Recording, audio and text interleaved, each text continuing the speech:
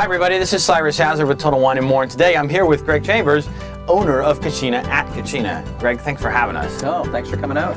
So I've read up a little bit on the, I have to confess, I looked up on the internet, look up what Kachina meant, but well, more importantly, how did you find yourself here in Dry Creek Valley of all places and in the wine industry? It's one of those kind of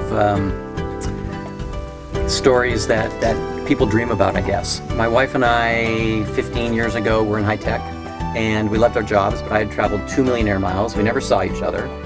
And, you know, we were making wine as kind of a hobby, but we always ran into issues that I'm like in Japan one year, and I'm talking to my wife on the phone, and she says, there's a bunch of birds in the vineyard. Is that a problem? You know, by the time I got home, well, guess what? Wasn't any harvest that year. But literally, just from traveling and being a little bit burned out, you can imagine what the high-tech world is like. We both had some desires to open up a commercial winery. We had land up here in Dry Creek, and we decided to, you know, people say you retired. Well, let me tell you, we work 7 days a week, 24 hours a day in this business. If you're not making the wine, you're marketing the wine. If you're not marketing the wine, you know, you're selling or redoing your brochures or doing something, right? Or cleaning the floors of the winery. Because in our business, in 1,000 to 1,500 cases, we don't have any employees. So we do it all. So we made that decision. You know, we had the property up here. We kind of knew how to make wine, but it's like anything, we're changing our careers. So we cashed out, sold our home down in the Silicon Valley, moved up here, bought a little house that we lived in while we were building our winery and our new home, which was on the same property, and started Kachina Vineyards.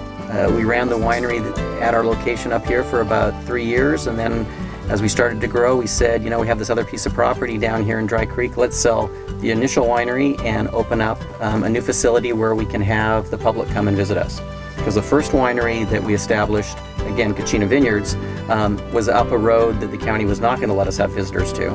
It was narrow, it was windy, and we only sold by word of mouth and through our wine club. So now we're at this new facility that we've been around today, and we actually can have visitors come up to the patio, we do tastings, we do little private events, and it's working out really well. Nice, it's a really beautiful property. And you actually own the vineyards right off of here as well, right? We have 55 acres here. Out of the 55 acres, we've got about 3 to 5 acres that will be planted. We've got 3 acres today. We plan on adding more. We've got a little bit of Zinfandel planted right now. We've got some Cabernet planted. We also have a small vineyard that we still manage up the road that was part of our old property. And this will probably be the last year that we get fruit off of that property. Interesting. So we spend most of our time making wine. We buy about 80% of our fruit. So we grow 20%. Our plans are to make that more of a 50-50, buying 50, growing 50. But remember, there's only 2 of us.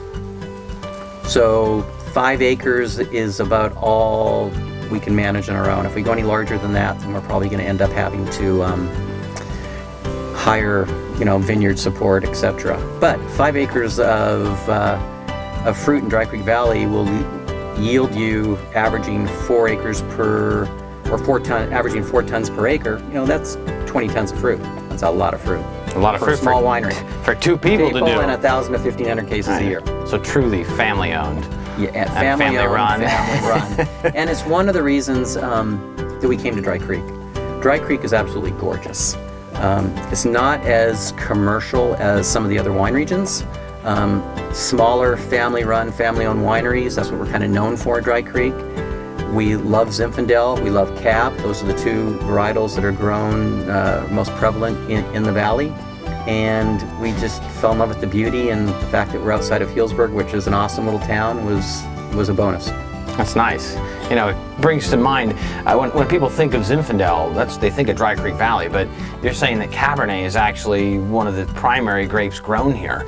Why don't we see more Cabernet on the shelf from Dry Creek? Yeah, it's interesting. There's actually more Cabernet grown in Dry Creek than Zinfandel.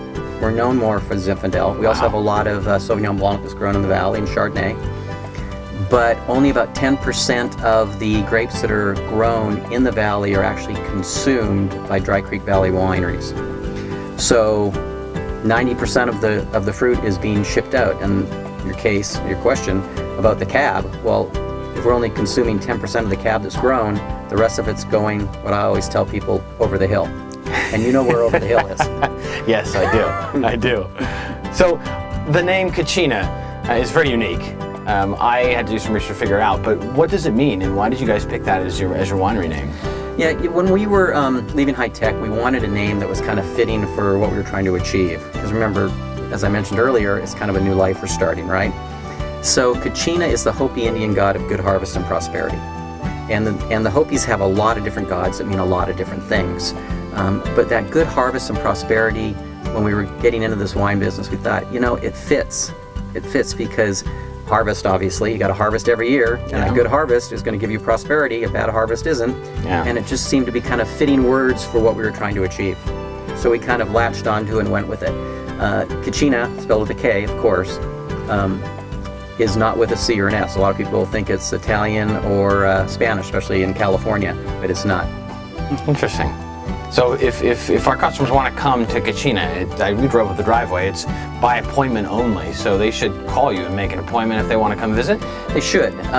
We are open 7 days a week. We live on the property. We do try to take some time off, but usually we do appointments from 11 to 4.